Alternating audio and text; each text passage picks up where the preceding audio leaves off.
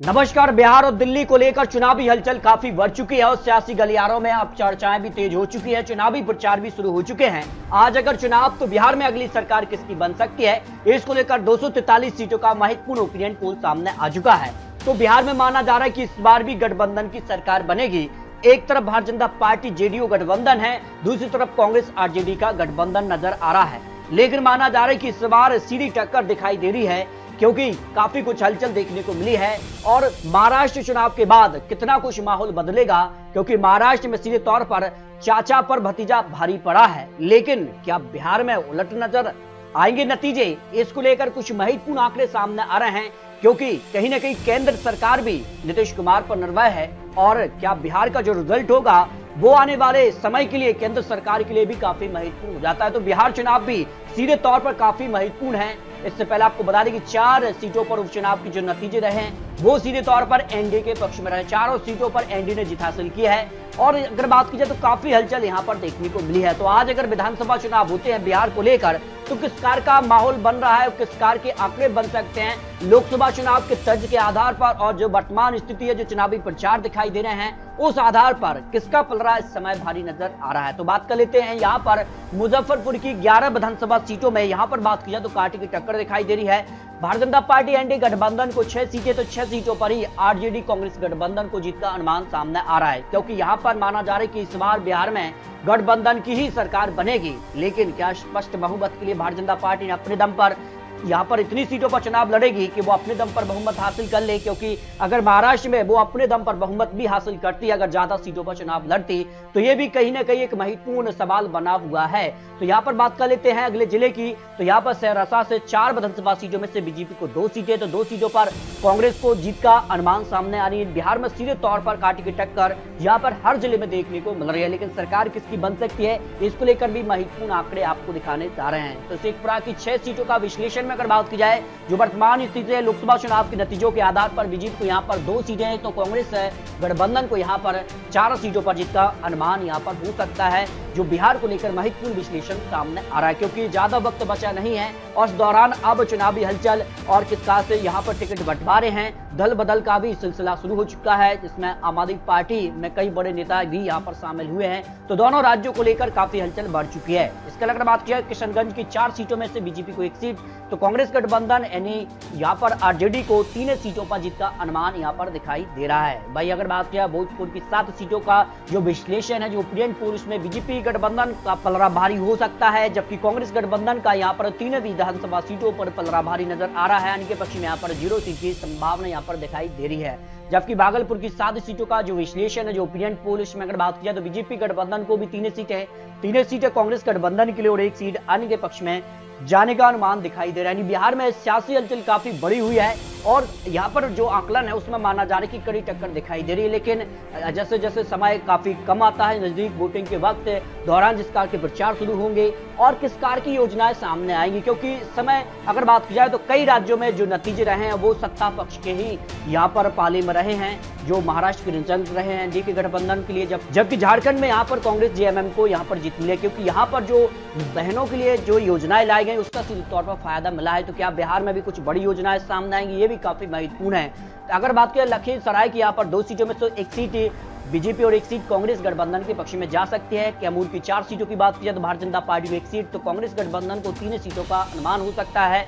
मधुबनी की 10 सीटों पर सीधे तौर पर भारतीय जनता पार्टी का पलड़ा यहाँ पर भारी नजर आ रहा है। 6 सीटों पर तो कांग्रेस गठबंधन को 4 सीटों का अनुमान हो सकता है। मुंगेर की 3 सीट की बात की जाए तो यहाँ बीजेपी को 2 सीटें, कांग्रेस को यहाँ पर 1 सीट का अनुमान यहाँ पर दिखाई दे रहा है। सारण की 10 सीटों की बात की जाए तो यहाँ पर बीजेपी को 6 सीटें, कांग्रेस गठबंधन को 4 सीटों पर जीत का अनुमान यहाँ पर दिखाई दे रहा है। गोपालगंज की 6 सीटों की बात की जाए तो बीजेपी को यहाँ पर 3 सीटें, कांग्रेस गठबंधन को भी 3 सीटों पर यानी कांटे की टक्कर यहाँ देखने को मिल सकती है, जो अनुमान यहाँ पर दिखाई दे रहा है। पूर्वी चंपारण की 12 सीटों में से बीजेपी को 7 सीट, तो कांग्रेस गठबंधन को 5 सीटों पर जीत का अनुमान यहाँ पर दिखाई दे रहा है। जबकि शाहनाबाद की 3 सीटों में से बीजेपी को 1 सीट, कांग्रेस को 2 सीटों का अनुमान यहाँ पर दिखाई दे रहा है। यानी सीधे तौर पर बात की जाए तो बिहार में अब तक 96 सीटों का जो विश्लेषण है उसमें बीजेपी प्लस जेडीयू प्लस यहाँ पर एलजेपी की बात की जाए तो 49 सीटें यहाँ पर आ सकती हैं, जबकि कांग्रेस आरजेडी और अन्य जो क्षेत्रीय पार्टी का गठबंधन बनेगा, लेकिन प्रमुख तौर पर इनका गठबंधन लगभग तय माना जा रहा है। तो 46 सीटें यानी कि पक्ष में 1 से 5 सीटों का अनुमान हो सकता है, क्योंकि इस बार अगर बात की जाए तो यहाँ पर जिस कहा से यहाँ पर प्रशांत किशोर की पार्टी भी चुनावी मैदान में है, जिस कहा से यहाँ पर कहीं ना कहीं आरजेडी को नुकसान भी पहुंचाया है उन्होंने उपचुनाव में, तो इस बार काफी कुछ बदलाव देखने को मिल सकता है। जबकि नवादा की 7 सीटों में से बीजेपी को 4 सीटें, कांग्रेस गठबंधन को 3 सीटों पर जीत का अनुमान यहां पर दिखाई दे रहा है। समस्तीपुर की 10 सीटों का जो विश्लेषण है उसमें भारतीय जनता पार्टी गठबंधन यानी एनडीए को, जिसमें नीतीश कुमार प्लस भारतीय जनता पार्टी गठबंधन को 4 सीटें, कांग्रेस प्लस आरजेडी को 4 सीटें और 2 सीटें अन्य के पक्ष में जा सकती है, क्योंकि अन्य भी काफी महत्वपूर्ण हो जाता है। जिसमें अगर बात की जाए तो एआईएमएम अजहरुद्दीन ओवैसी भी चुनावी मैदान में होंगे। जिसके अलावा अगर बात की जाए तो क्या प्रशांत किशोर की पार्टी भी चुनावी मैदान में होगी, मायावती जी बीएसपी की पार्टी भी, और यहाँ पर कई क्षेत्रीय पार्टी जो महत्वपूर्ण हो जाती है, जो राष्ट्रीय स्तर पर भी चुनाव लड़ती हैं। तो रोहतास की 7 सीटों में से भारतीय जनता पार्टी को यहाँ पर 2 सीटें, कांग्रेस गठबंधन को 5 सीटों का विश्लेषण सामने आ रहा है। यानी बिहार में हर एक जिले में कांटे की टक्कर दिखाई दे रही है। कभी यहाँ पर इंडिया गठबंधन का पलड़ा भारी नजर आता है तो कभी एनडीए गठबंधन का पलड़ा भारी हो जाता है। इस तरह से अगर बात की जाए तो काफी हलचल है। मधुपुरा से 4 सीटों में बात की जाए तो बीजेपी को 2 सीटें, 2 सीटों पर ही कांग्रेस के बीच एक कड़ी टक्कर यहाँ पर देखने को मिलने जा रही, जो अनुमान सामने आ रहा है। गया काफी महत्वपूर्ण हो जाता है, यहाँ से 10 विधानसभा सीटें आती हैं, तो बीजेपी को यहाँ पर 4 सीटें, जबकि कांग्रेस गठबंधन का पलड़ा 5 सीट पर भारी हो सकता है। एक सीट पर अन्य भी यहाँ पर जो है जीत हासिल कर सकती है। सुपौल की 5 सीटों की बात की जाए तो बीजेपी को 2 सीटें, कांग्रेस गठबंधन को 3 सीटों पर जीत का अनुमान सामने आ रहा है। अररिया की अगर बात की जाए 6 सीटों में से बीजेपी को 4 सीटें, कांग्रेस गठबंधन का 2 विधानसभा सीटों पर पलड़ा भारी हो सकता है। यानी बिहार को लेकर अब तक 151 सीटों का जो अनुमान है उसमें बीजेपी प्लस जेडीयू यानी एनडीए को यहाँ पर 74 सीटों का अनुमान है, जबकि इंडिया गठबंधन का 73 सीट, अन्य के पक्ष में 4 से 8 सीटों का अनुमान यहाँ पर दिखाई दे रहा है। पटना की बात की जाए तो यहाँ पर भी काफी महत्वपूर्ण है और यहाँ 14 विधानसभा सीटों में से बीजेपी का 8 विधानसभा सीटों पर पलड़ा भारी है, तो कांग्रेस गठबंधन का 6 सीटों पर पलड़ा भारी नजर आ रहा है। दरभंगा की 10 सीटों का जो विश्लेषण उसमें भारतीय जनता पार्टी एनडीए के पक्ष में 6 सीटें, तो कांग्रेस गठबंधन प्लस जिसमें कांग्रेस आरजेडी और अन्य क्षेत्रीय पार्टी होंगी उसको 4 सीटों का अनुमान यहाँ पर दिखाई दे रहा है। सिवान की 8 सीटों की बात की जाए तो बीजेपी को 4 सीटें, कांग्रेस गठबंधन को 4 सीटें, यानी कांटे की टक्कर एनडीए और यहाँ पर इंडिया गठबंधन में देखने को मिलने जा रही है, जो अनुमान यहाँ पर दिखाई दे रहे हैं। वैशाली की 8 सीटों का ओपिनियन पोल में अगर बात की जाए तो भारतीय जनता पार्टी 3 सीटें, कांग्रेस गठबंधन का 4 सीटों पर पलड़ा भारी हो सकता है, आने के पक्ष में 1 सीट का अनुमान यहाँ पर दिखाई दे रहा है। यानी बिहार में हर एक जिले में कांटे की टक्कर यहाँ देखने को मिलने जा रही है।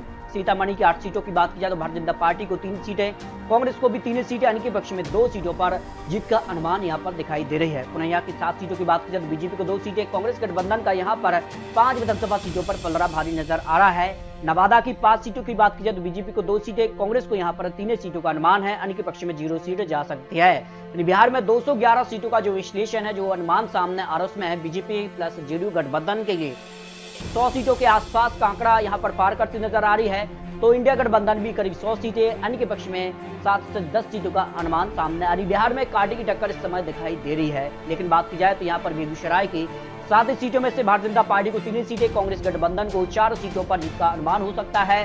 जमुई की यहाँ पर 4 सीटों का जो विश्लेषण है उसमें बीजेपी को 1 सीट, तो कांग्रेस गठबंधन को 2 सीटें, 1 सीट अन्य के पक्ष में जाने का अनुमान यहाँ पर सामने आ रहा है, जो विश्लेषण यहाँ पर दिखाई दे रहे हैं। बांका की अगर बात की जाए तो 5 विधानसभा सीटों में से बीजेपी को 3 सीटें, कांग्रेस गठबंधन को यहाँ पर 2 सीटों पर जीत का अनुमान सामने आ रहा है। खड़ैया की अगर बात की जाए तो 3 विधानसभा सीटों में से बीजेपी को यहाँ पर 2 सीटें, कांग्रेस को यहाँ पर 1 सीट और अन्य के पक्ष में 0-0 सीट की संभावना यहाँ पर दिखाई दे रही है। इसके अगर बात की जाए तो यहाँ पर औरंगाबाद की 6 सीटों का जो विश्लेषण है उसमें भारतीय जनता पार्टी यानी एनडीए को 4 सीटें, कांग्रेस गठबंधन को 2 सीटें, अन्य के पक्ष में 0 सीट की संभावना दिखाई दे रही है। कटिहार की 7 सीटों का जो विश्लेषण है उसमें भारतीय जनता पार्टी को 3 सीटें, कांग्रेस गठबंधन के लिए 4 सीटें और अन्य के पक्ष में 0 सीट की संभावना यहाँ पर दिखाई दे रही है। तो इस तरह से अगर बात की जाए तो बिहार को लेकर 243 सीटों का जो विश्लेषण ओपिनियन पोल सामने आ रहा है उसमें माना जा रहा है कि Bharatiya Janata party plus JDU plus LJP के लिए 118 सीटों से ज्यादा सीटों पर जीत की संभावना इस समय दिखाई दे रही है। और अगर बात की जाए तो कांग्रेस, आरजेडी और अन्य क्षेत्रीय पार्टियों की बात की जाए तो करीब 100 सीटों के आसपास यानी इस आंकड़े से आगे भी निकल सकती है, यानी कि पक्ष में 8 से 12 सीटों का अनुमान सामने आ रहा है। लेकिन आपको बता दें कि ये वर्तमान आंकड़े हो सकते हैं, लेकिन जिसका से तैयारी शुरू की जा रही है, गठबंधन का स्वरूप क्या होगा, कौन कितनी सीटों पर चुनाव लड़ता है और दल बदल भी अब देखने को मिलेंगे। इसके अगर बात की जाए तो यहाँ पर जिसका से माहौल देखने को मिला है, कई चुनाव ऐसे रहे हैं जिनमें सत्ता पक्ष यहाँ पर जीत हासिल कर रही है। जिसमें अगर बात की जाए तो हरियाणा चुनाव में भी भारतीय जनता पार्टी सरकार में थी और भारतीय जनता पार्टी को ही जीत मिली। जबकि झारखंड में यहाँ पर जेएमएम कांग्रेस की सरकार थी, तो वहां भी कांग्रेस जेएमएम को जीत मिली है, जो नतीजे रहे हैं। महाराष्ट्र में भी एनडीए को ही जबरदस्त जीत मिली है। तो इन सारे आंकड़ों के बाद माना जा रहा है कि बिहार में अगला मुख्यमंत्री कौन होगा। क्या भारतीय जनता पार्टी अगर ज्यादा सीटें हासिल करती है तो क्या अपना मुख्यमंत्री घोषित करेगी, या फिर यहाँ पर सीधे तौर पर आरजेडी से यहाँ पर तेजस्वी यादव मुख्यमंत्री की रेस में आगे दिखाई दे रहे हैं। ये कई बड़े सवाल बने हुए हैं। लेकिन आपको बता दें तो चुनावी आंकड़े चुनावी अनुमान है, जिस कार से यहाँ पर चुनाव यानी वोटिंग का समय नजदीक आएगा, उस दौरान किस कार की योजना सामने आएगी। क्योंकि माना जा रहा है कि भारतीय जनता पार्टी जो है महाराष्ट्र की तर्ज पर जो लाड़की बहना योजना है, इस तरह की योजना बना रही है और इसमें महिलाओं को सीधे तौर पर एक बड़ी योजना का लाभ मिलने जा रहा है। तो आपको क्या लगता है, आप रख सकते हैं। मिलते हैं वो लेटेस्ट और महत्वपूर्ण विश्लेषण के साथ, तब तक जय हिंद जय भारत।